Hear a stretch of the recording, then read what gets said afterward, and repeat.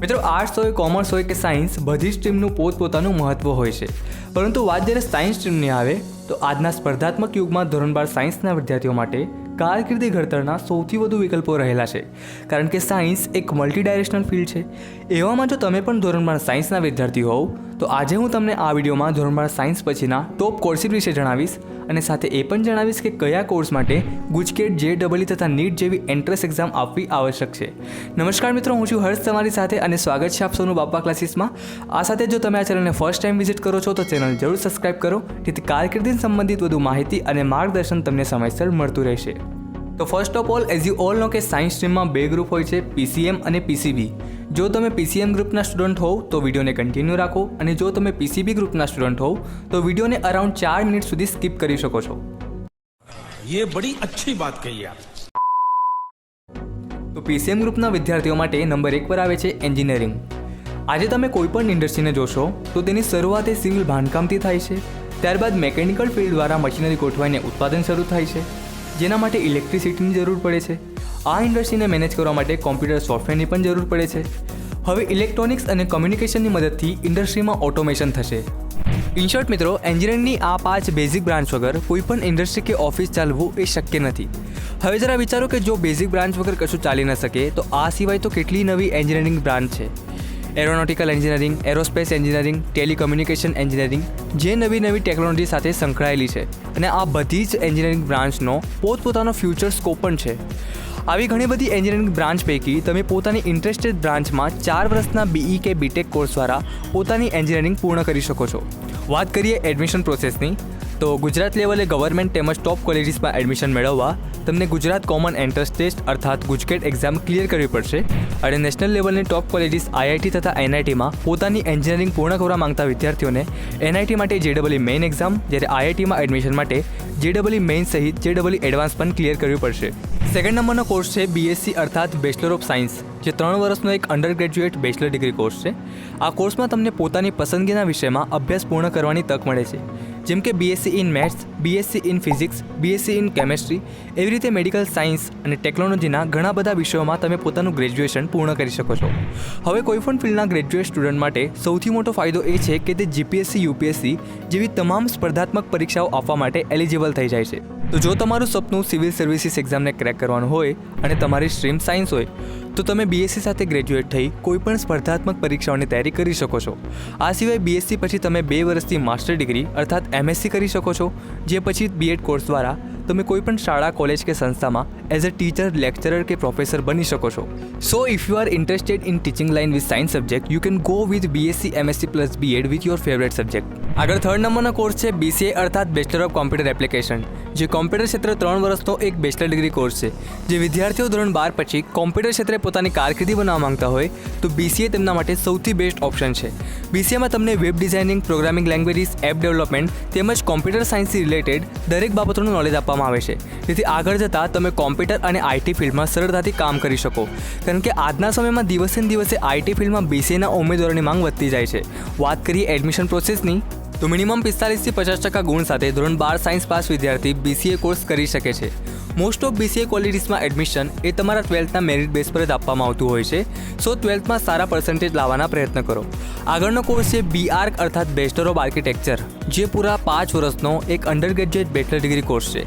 જો તમારો interest building design, bridge design જેવી વગેરે સ્ટ્રક્ચર ડિઝાઇનમાં હોય તો BArch તમારા માટે બેસ્ટ ઓપ્શન છે. આ કોર્સમાં તમને મુખ્યત્વે કોઈપણ પ્રોજેક્ટની ડિઝાઇન કે તેની બ્લુપ્રિન્ટ કેવી રીતે તૈયાર કરવી તે શીખવવામાં આવે છે. એક આર્કિટેક્ચર તરીકે તમે તૈયાર કરેલી આ સ્ટ્રક્ચરલ ડિઝાઇન કે બ્લુપ્રિન્ટને એન્જિનિયર્સને સોંપી દેવામાં આવે છે. ગુજરાત લેવલે BArchમાં એડમિશન મેળવવા તમને ગુજકેટ ક્લિયર કરવાની રહેશે, જ્યારે નેશનલ લેવલે ટોપ કોલેજીસમાં એડમિશન મેળવવા તમને નાટા અર્થાત નેશનલ એપ્ટિટ્યૂડ ટેસ્ટ ઇન આર્કિટેક્ચરની આ એક્ઝામ ક્લિયર કરવાની રહેશે. આગળનો કરિયર ઓપ્શન છે જોઇનિંગ ડિફેન્સ. દેશની સેવા કરવા માટે સ્વપ્ન જોતા વિદ્યાર્થીઓ NDA અર્થાત નેશનલ ડિફેન્સ એકેડમીની એક્ઝામ આપી પોતાનું સ્વપ્ન પૂર્ણ કરી શકે છે. UPSC દ્વારા લેવામાં આવતી NDAની એક્ઝામ વર્ષમાં 2 વાર લેવાય છે. આ એક્ઝામમાં અપિયર થવા માટે તમારું ધોરણ 12 સાયન્સ સ્ટ્રીમમાં હોવું આવશ્યક છે અને તમારી ઉંમર 16 થી 19 વર્ષ વચ્ચે હોવી જોઈએ. NDAની પરીક્ષા ક્લિયર કરનારા વિદ્યાર્થીઓને પુણે શહેરના ખડકવાસલા ખાતે NDA દ્વારા ઊભા કરાયેલા વિશાળ અને અતિરમણીય કેમ્પસમાં રહીને તાલીમ મેળવવાનું સૌભાગ્ય પ્રાપ્ત થાય છે. આફ્ટર કમ્પ્લીટેડ ટ્રેનિંગ તમે આર્મી, નેવી, એરફોર્સ પૈકી તમે પસંદ કરેલી શાખામાં તમે ઉચ્ચ કક્ષાના ઓફિસરની કાબિલિયત મેળવો છો. આગળ પીસીબી ગ્રુપના ટોપ કોર્सेस વિશે જાણીએ તો નંબર 1 પર આવે છે MBBS, જેનું ફૂલ ફોર્મ છે bachelor of medicine and bachelor of surgery. MBBS medical ક્ષેત્રનો સૌથી મહત્વપૂર્ણ એક પ્રોફેશનલ બેચલર ડિગ્રી કોર્સ છે. આ કોર્સની ડ્યુરેશન એ 4.5 વર્ષની હોય છે, જે પછી 1 વર્ષની ઇન્ટર્નશિપ કરવી એ કમ્પલસરી હોય છે. મિત્રો, MBBS ડૉક્ટર બનવું એ પોતાનામાં એક ગર્વની વાત છે, કારણ કે MBBS કોર્સમાં એડમિશન એ કોઈપણ વિદ્યાર્થીને એમને નથી મળતું. તેના માટે નીટ એક્ઝામ ક્લિયર કરવી પડે છે, અને ફક્ત ક્લિયર જ નહીં પણ 700 માર્ક્સની નીટ એક્ઝામમાં 400+ માર્ક્સ લાવો તો જ તમે MBBSની સીટ્સની આશા રાખી શકો છો. માટે પ્રયત્ન કરો કે નીટમાં સારામાં સારો સ્કોર તમે બૂસ્ટ કરી શકો. MBBS પછી સેકન્ડ મોસ્ટ પોપ્યુલર કોર્સ છે BDS અર્થાત બેચલર ઓફ ડેન્ટલ સર્જરી, જે 5 વર્ષની અવધિ સાથેનો ભારતમાં એકમાત્ર ડેન્ટલ પ્રોફેશનલ કોર્સ છે. આ કોર્સમાં પણ એડમિશન લેવા તમને નીટ એક્ઝામ ક્લિયર કરવી આવશ્યક છે. આ કોર્સ પૂર્ણ કર્યા બાદ તમે સરકારી તેમજ ખાનગી હોસ્પિટલમાં એક ડેન્ટિસ્ટ તરીકે કામ કરી શકો છો, અથવા પોતાનું સ્વતંત્ર ડેન્ટલ હોસ્પિટલ પણ ખોલી શકો છો.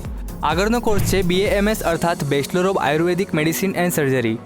BAMS કોર્સ આયુર્વેદિક મેડિકલનો એક બેચલર ડિગ્રી કોર્સ છે. MBBSની જેમ આ કોર્સ પણ 5.5 વર્ષનો છે, જેમાં 1 વર્ષની ઇન્ટર્નશિપનો પણ સમાવેશ થાય છે. જો વિદ્યાર્થી MBBSમાં કોઈ કારણસર એડમિશન ન મેળવે તો એવામાં સેકન્ડ ચોઇસ તરીકે તે BAMS કોર્સમાં પ્રવેશ મેળવે છે. મેડિકલ સાયન્સ અને હેલ્થકેર ઇન્ડસ્ટ્રીના વિકાસની દિશાને જોતા એટલું ચોક્કસ કહી શકાય કે આવનારા સમયમાં આયુર્વેદની અને આયુર્વેદિક ડૉક્ટરોની ડિમાન્ડ ઘણી સારી હશે. માટે જે વિદ્યાર્થીઓ આયુર્વેદિક ડૉક્ટર બનવા માંગતા હોય તેઓ BAMS કોર્સ દ્વારા આયુર્વેદિક ડૉક્ટર બની શકે છે. આગળનો કોર્સ છે BHMS અર્થાત bachelor of homeopathic medicine and surgery. આ BHMS કોર્સમાં તમને હોમિયોપેથિક મેડિસિન એન્ડ સર્જરી વિશેનું નોલેજ પ્રોવાઈડ કરવામાં આવે છે. આ કોર્સમાં પણ તમને એડમિશન લેવા નીટ એક્ઝામ આપવી આવશ્યક છે. જેવી રીતે આયુર્વેદિક ડૉક્ટર દર્દીને સાજા કરવા માટે આયુર્વેદિક દવાઓનો ઉપયોગ કરે છે, તેવી રીતે એક હોમિયોપેથિક ડૉક્ટર વિવિધ પ્રકારની હોમિયોપેથિક દવાઓ અને ટ્રીટમેન્ટ દ્વારા દર્દીઓની સમસ્યાઓ સમજીને તેની સારવાર કરે છે. હોમિયોપેથી એક એવી ચિકિત્સા પદ્ધતિ છે જે રોગોને જડમૂળથી નાબૂદ કરે છે. આ સાથે સતત સંશોધન કાર્યને કારણે હોમિયોપેથિક દવાઓની અસરકારકતા અનેક ગણી વધી ગઈ છે. ભારતમાં હોમિયોપેથિક ડૉક્ટરોની ઘણી અછત છે, અને કેન્દ્ર સરકારના આયુષ મંત્રાલય હેઠળ હોમિયોપેથિક ભારતમાં મુખ્ય તબીબી પ્રણાલી તરીકે સામેલ છે. તેથી જો તમે હોમિયોપેથિક ડૉક્ટર બનો છો તો મેડિકલ ક્ષેત્રે અભૂતપૂર્વ સફળતા મેળવી શકો છો. આગળનો કોર્સ છે B ફાર્મા અર્થાત બેચલર ઓફ ફાર્મસી. આ કોર્સમાં તમને દવાઓ અને રિસર્ચ સંબંધિત બાબતો વિશેનું નોલેજ આપવામાં આવે છે. ભારતમાં દર વર્ષે જેટલી દવાઓનું ઉત્પાદન થાય છે તેના 50% ઉત્પાદન એકલા ગુજરાતમાં થાય છે. 21મી સદીમાં ફાર્માસ્યુટિકલ ઇન્ડસ્ટ્રીનો વિકાસ ખૂબ મોટા પાયે થવાની ધારણા છે. એવામાં તમને મેડિકલ રિપ્રેઝેન્ટેટિવ તરીકે મલ્ટીનેશનલ ફાર્માસ્યુટિકલ કંપનીમાં તેમજ રિસર્ચ તથા પ્રોડક્શન વિભાગમાં ફાર્માસિસ્ટ તરીકેની જોબ અને પોતાના સ્વતંત્ર મેડિકલ સ્ટોર ખોલવાની ઉપલબ્ધિ આ B ફાર્મા કોર્સ તમને અપાવે છે. B ફાર્મા કોર્સમાં એડમિશન માટે તમને નીટ આપવી એ કમ્પલસરી નથી, પણ ગુજરાત લેવલે સારી કોલેજમાં એડમિશન મેળવવા તમને ગુજકેટ એક્ઝામ ક્લિયર કરવી પડશે. So friends, I hope vote to do after 12th science આ વિડીયો તમારા માટે હેલ્પફુલ રહ્યો હશે. છતાં જો હજુ પણ તમારા મનમાં કોઈ પણ પ્રશ્ન હોય તો તમે કમેન્ટ કરી પૂછી શકો છો. તમને તેનો આન્સર નક્કી જ મળશે.